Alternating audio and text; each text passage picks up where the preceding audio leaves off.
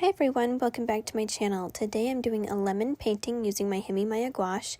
You can see to the left of me my palette that I made myself using the peel off tabs that were on top of the Himi Miya gouache cups, and I really love this technique because you kind of have your own mixing palette. If you haven't seen that video yet where I kind of show you more close up what it looks like, I'll have that linked down below.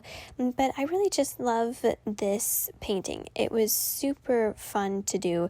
I was enjoying this process and I really like the finished outcome too.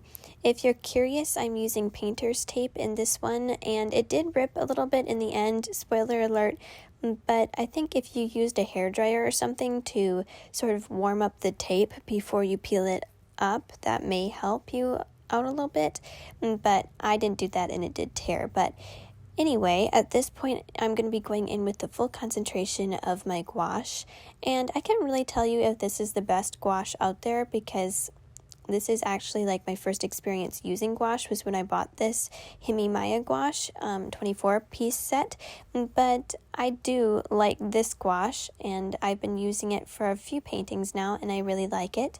And I know that this painting has sort of a dark color to it, like the lemon seems very dark it's not like one of those cartoon really bright glowing lemons. It's more of a dull, darker lemon, but I really like that. And I think something that I really like about gouache is you can do like pastel, beautiful looking, fun stuff. Just like in my first video when I first unboxed this Himi Miya gouache, I did a macaroon, like a stack of macarons, but then you can also do this really like sort of more dark and really fun drastic highlights and shading and stuff like that, kind of more on the Norman Rockwell sort of line.